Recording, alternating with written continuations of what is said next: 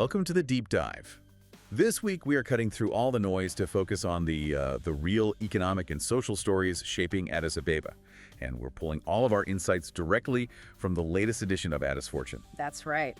Our mission today is really to look at the policy fault lines. You know, those places where these big government strategies meet the hard reality of daily life. So connecting the macro policies to the micro impact. Exactly. We're talking e-mobility mandates, export strategies, and how they actually affect the workers and entrepreneurs on the ground. And to really set the stage for that, we have to start right there on the street. Because that tension, that friction between ambition and reality is so clear when you look at the city's motorcycle riders. It's a story of a livelihood that's gone from, well, profitable to precarious almost overnight. It really has. I mean, look at the raw numbers reported in Addis Fortune. You've got riders like Seleshi Addis. He used to earn up to, what, 2,000 birr a day? Before the passenger ban, right? Before the ban, yeah.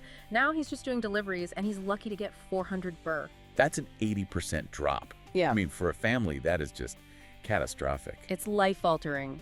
And it's not just one thing. It's a convergence of challenges. You've got the income drop, the constant police crackdowns. And the big one, the elephant in the room. The looming deadline, that 2-year deadline to switch completely from petrol to electric bikes. Which sounds good on paper, but the financial side of it. Oh, the financial side is the crux of it. It's just infeasible.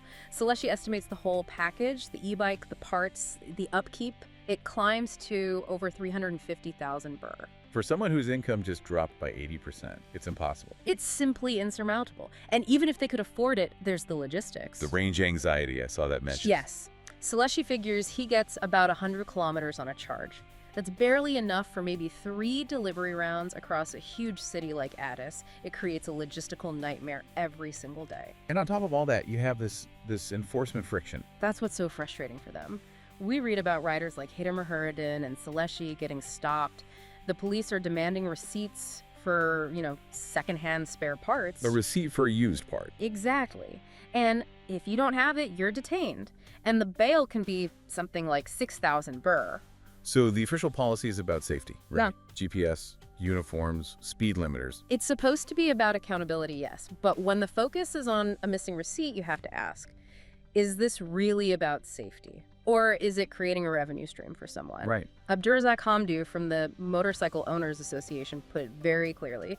They are pleading with the government, slow down the transition or, provide some serious subsidies. They just can't absorb this cost alone. Okay, so from the hustle on the street, let's pivot. Let's talk about the retail property market because there's another really telling story here about economic distortion.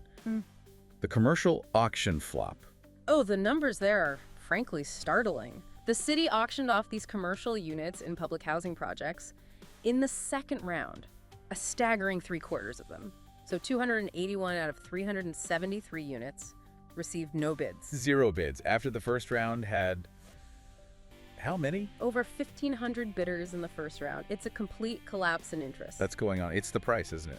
It's all about the price. The reporting quotes a veteran intermediary, Tesfaye Addis. He points out that the winning bids are just divorced from reality. A small unit in Iraq Kilo went for 11,600 birr per square meter. And the actual market rate there is? It's around 2,000 birr per square meter, so almost 5 times higher. So who is driving the prices that high?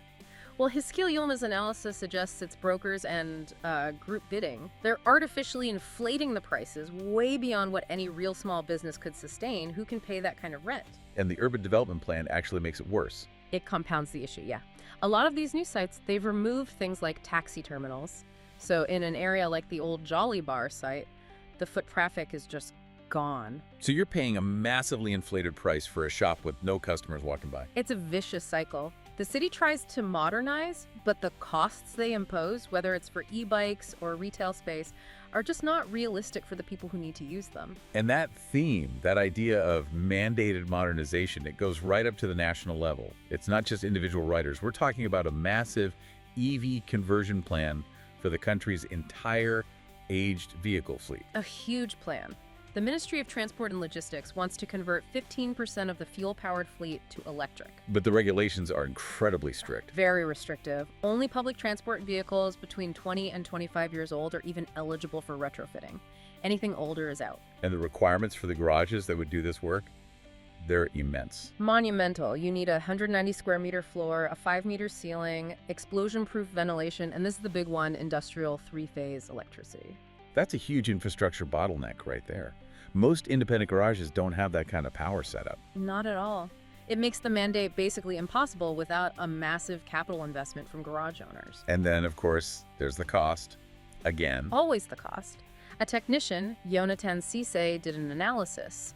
The conversion, mostly because of the imported batteries, can run up to 1 million birr. 1 million birr for a single 25-seat minibus. Yes.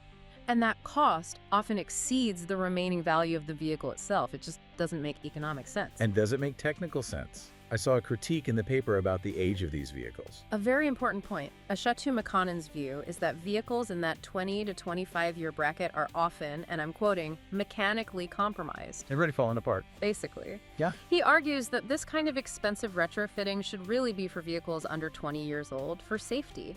Plus, we just don't have the local expertise yet. No training centers for battery management or power electronics. Okay, let's move away from high voltage and look at a really critical social policy shift. The plan to transform special needs education. This is a big one. The Ministry of Education is creating a new autonomous department just for this. It's a structural response to what's been a very fragmented system. And they're using something called the cluster model. That's the plan. They're grouping the country's 35,000 schools into about 7,000 clusters. And in each cluster, one school becomes a designated support center. They'll get around $16,000 to equip it, and they'll share a traveling or itinerant teacher. The incentives here seem really important to address, past failures. The incentives are crucial. Teachers in special schools get an 800 birr monthly allowance.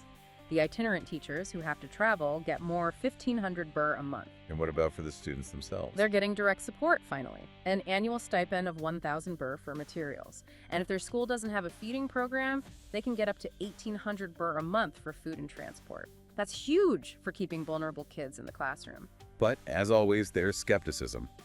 The report quoted a civics teacher, Wei Suertaw. And his skepticism is grounded in history. He says previous laws looked good on paper but failed because of a lack of commitment on the ground. They're still struggling with basic things like book shortages. So it all comes down to implementation. Exactly. Dr. Elamayu Tequila Mariam said it best. Success will depend entirely on strong leadership and accountability, making sure those resources, those centers and stipends actually reach the people who need them. All right, for our final story, let's shift to the global picture. The sesame export crisis. This was a national pride for years, this soil-driven organic quality. Now, not so much. No, it's facing a severe downturn. It's a problem of global margins. Prices for top-quality Humira sesame dropped from $1,700 a ton last year to about $1,400. And the competition is coming in cheaper. Way cheaper. Countries like Nigeria and Sudan are shipping sesame for as low as $1,200 a ton.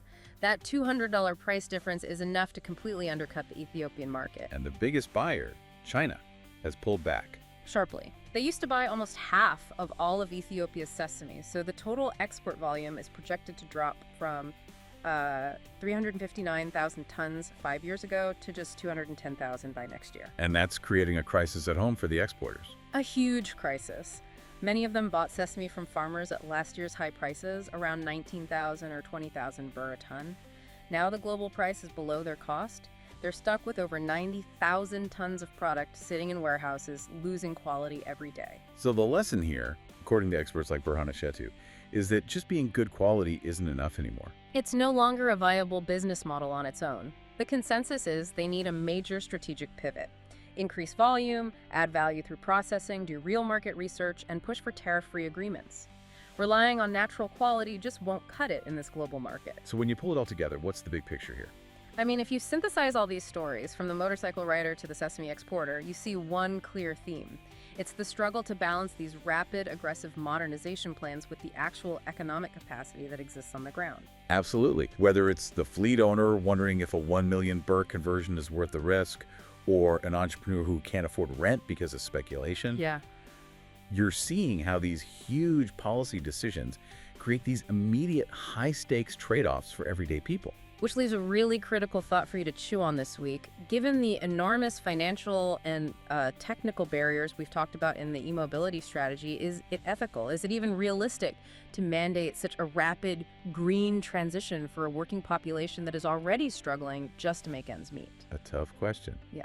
And it's one that really drives home the need for the kind of analysis we found in this week's Addis Fortune.